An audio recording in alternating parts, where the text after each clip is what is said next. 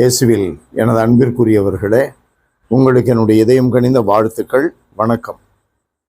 அன்பானவர்களே, இன்றைக்கு புனித திருத்தூதர் தோமாவினுடைய திருவிழா. இந்திய திருத்தூதர் இந்தியாவிற்கு இயேசுவினுடைய நற்செய்தியை முதலாக கொண்டு வந்த திருத்தூதர். அவரை பற்றிய நற்செய்தி யோவான் நற்செய்தி 20வது அதிகாரம் 24 29. இயேசு திருத்தூதர்களுக்கு தன்னை காண்பிக்கிறார். ஆனால் அவர்களோடு தோமா இல்லை. அடுத்த ஞாயிற்றுக்கிழமை மறுபடியும் இயேசு இந்த தோமாவை எண்ணத்திலே வைத்துக்கொண்டு தன்னை காண்பிக்கிறார். உயிர்த்தெழுந்த ஆண்டவர் உயிரோடு திருத்தூதர்கள் மத்தியில் வருகிறார். தோமாவை பார்த்து, தோமா திருத்தூதர்களிடம் என்ன சொன்னாரோ அந்த வார்த்தைகளை சொல்லி, தோமா, நம்பிக்கை உள்ளவனாக இரு, இதோ என் கைகள், காயங்களை பார், தொட்டுப்பார், விரலையிடு, என் இதய விழாவிலே குத்தி திறக்கப்பட்ட அந்த காயத்திலே உன் கையை விட்டு பார், நான் தான். இந்த தனிப்பட்ட அன்பு தோமாவிற்கு கிடைக்கிறது.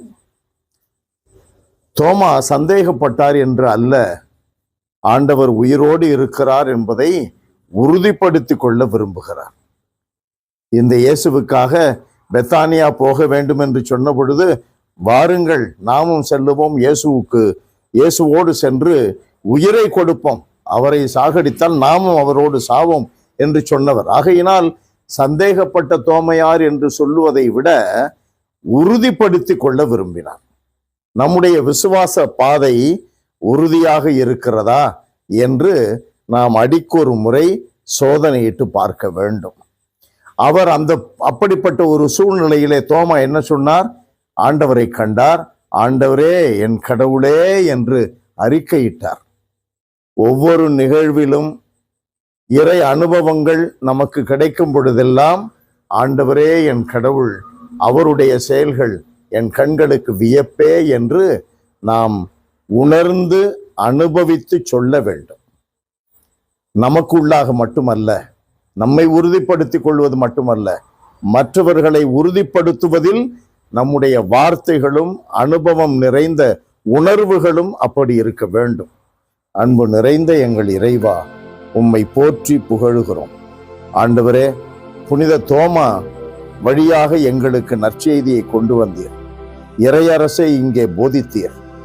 ஆண்டவரே, அவர் வழியாகவே இத்தனை ஆண்டுகளாக, 2000 ஆண்டுகளுக்கு மேலாக எங்களுடைய நாட்டிலே உம்முடைய திருமகனும் எங்கள் மீட்பருமான இயேசு கிறிஸ்து கொண்டு வந்த அந்த மீட்பின் செய்தி பரவி வேர் விட்டு, ஆண்டவரே, மிக பெரிய மரமாக வளர்ந்து வருகிறது. தொடர்ந்து இது வளர வேண்டும். அதனுடைய வளர்ச்சிக்கு நாங்கள் ஒவ்வொருவரும் காரணமாக இருக்க வேண்டும்.